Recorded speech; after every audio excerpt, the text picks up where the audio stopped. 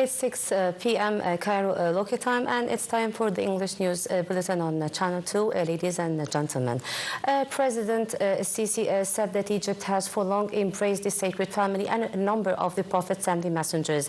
And the head of the state added that Egypt will always be a land of peace and tolerance, adding that the Egyptian state is committed to protect the freedom of faith and worship and to support the dialogue among the religious institutions to contribute to cementing the values of understanding. President Sisi also was speaking as he received a delegation from the World Council of Churches, WCC, headed by the Council of the Secretary General, Professor Dr. Jerry Piali, with the attendance of Pope Tawadros II of Alexandria and the Patriarch of St. Mark's Cathedral and Foreign Minister Badr Abdel-Alti. The presidential spokesman, Ambassador Mohammed Al-Shenawi, said that during the meeting, Sisi hailed the success of the 6th Conference of the World Council of Churches, which was hosted by the Coptic Orthodox Church in Wadi al-Natrun. He said also that the conference is to be held in the first time of the Africa since 1927 reflects Egypt's historical and spiritual significance. The meeting also reviewed Egypt's intensified efforts to end the war on Gaza and also reviewed Sharm el-Sheikh Peace Conference, stressing the significance of the WCC and other religious institutions' role in supporting efforts to preserve the ceasefire deal and reconstruction of the Gaza Strip.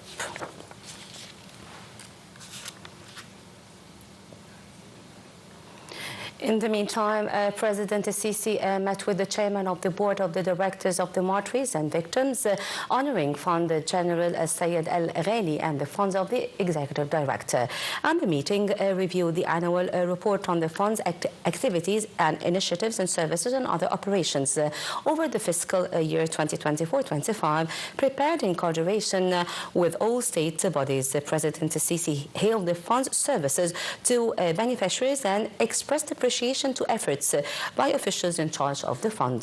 The presidential spokesman said that the meeting also discussed means to improve the service provided to beneficiaries and methods to develop the fund's resources and management mechanisms so as to reinforce its capacity to meet the beneficiaries' needs. And he said also that President Sisi approved the launch of Egypt with the new initiative for minors of the martyrs and victims of the armed forces, police and the civilians. The head of the state also directed the Ministry of Higher Education and Scientific Research to take the measures to determine exemption and discount rates for the fund's beneficiaries.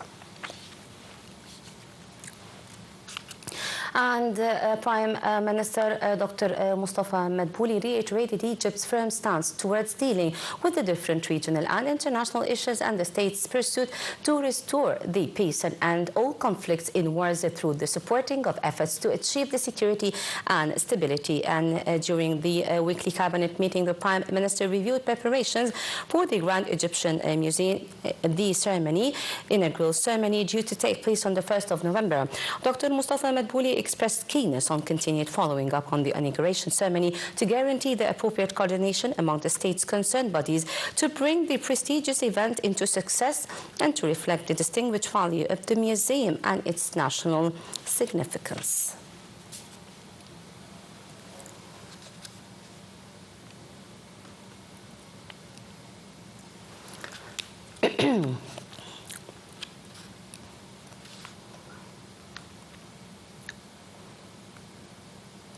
The Minister of Foreign Affairs, Badr Abdel-Alti, reviewed in a phone call the developments in Sudan and Libya with the senior advisor to U.S. President for the Arab, Middle East Affairs and the African Affairs, Moussaid Boulos. And both sides stressed the significance of achieving a permanent and immediate ceasefire in Sudan and stressing the importance of preserving the country's unity and sovereignty to achieve the Sudanese people aspirations for the security and the stability.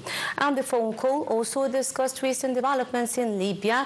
Both sides reiterated the importance of uniting Libyan institutions, paving the way for holding the presidential and general elections to achieve the Libyan people's aspiration for stability and development.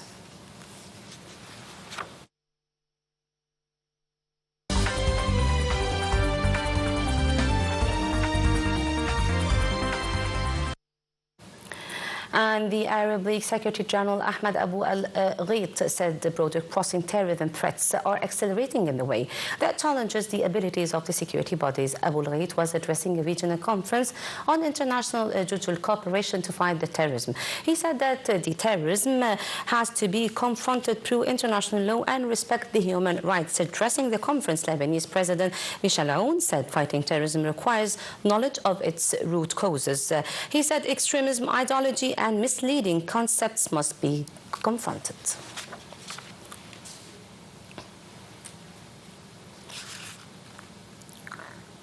And to Gaza, the 60th humanitarian aid convoy of Zaid al-Izza from Egypt to Gaza passed through the secondary gate of the Rafah border crossing to Karam, Abu Salem and the Auga border crossing with Gaza. A source at the Rafah crossing said the trucks were loaded with hundreds of tons of food, aid and medical supplies and shelter materials, as well as oil and gas supplies. The aid convoy is part of intensified efforts by regional partners, mediators and international community over the past months to enter humanitarian and relief supplies into the Gaza Strip.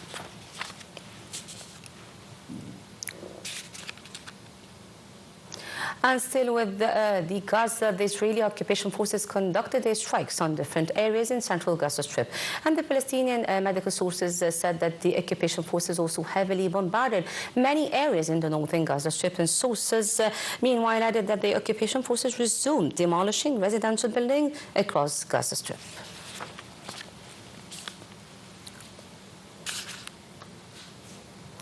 In the meantime, Israeli occupation troops killed 3 Palestinian youth earlier today during an intrusion into Jenin camp in the northern part of the occupied West Bank. A Palestinian news agency said that the Israeli occupation military stormed into the camp with the reinforcements circled in agricultural land and shot dead the 3 young men. And it said that the occupation troops took the dead bodies. The news agency said the occupation troops also bombed a vehicle in the area, setting fire on the surrounding olive trees.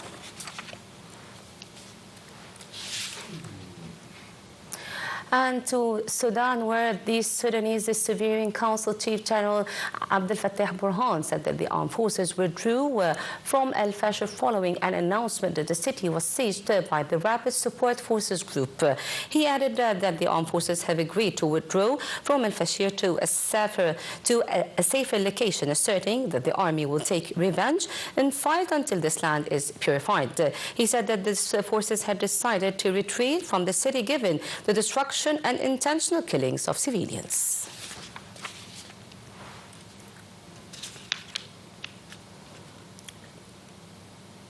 And still with the Sudan, where the United Nations Secretary General Antonio Guterres expressed grave concern about the worsening conflict in Sudan and called for the safe delivery of humanitarian aid.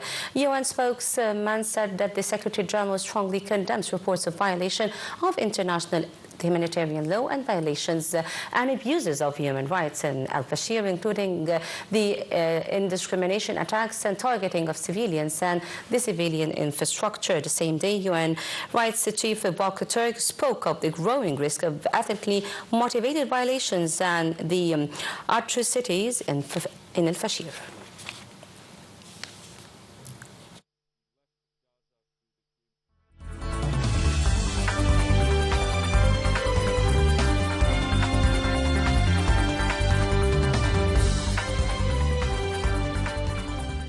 And now with the business in detail, the Minister of Planning and Economic Development and International Cooperation, Dr.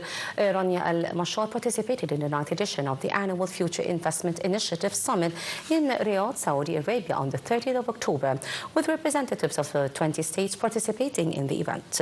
The gathering discussed the challenges facing the flow of investments and the role of advanced technologies in pushing forward the growth rates through applying the artificial intelligence and other new technicalities. Dr. Rania Al-Mashar is due to participate in a number of activities, including a session on the role of private and public sectors.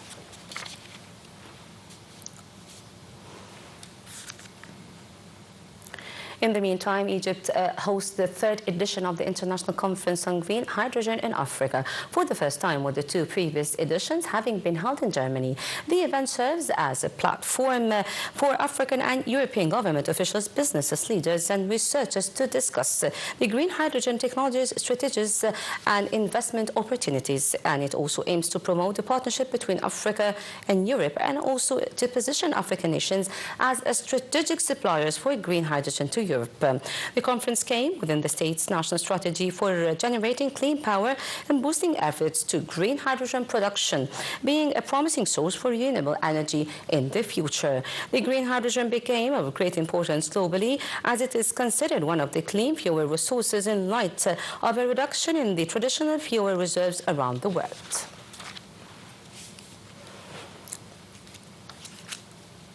And the Minister of Petroleum and the Mineral Resources, Karim Badawi, witnessed the signing of the cooperation agreement between the Bioenergy Institution for Sustainable Development and the Italian energy giant engine on the field of the biofuel production. And the agreement aims to prepare a comprehensive feasibility study to establish units for producing bioenergy from solid waste recycle within the state's efforts to enhance the green transition and achieve sustainable development objectives. Attending the signing ceremony were Minister of Local Development and Port Said Governor.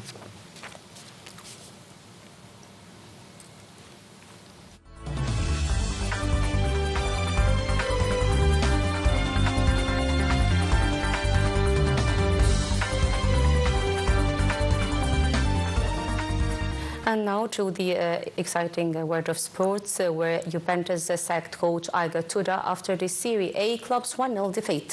While Lazio meant they had accumulated just 5 points in the last 5 matches. Juventus sit 8th in the Serie A, 6 points behind the leaders Napoli. There are 25 of the 36 teams in the Champions League standings after the drawing one of the losing 2 of the first 3 games.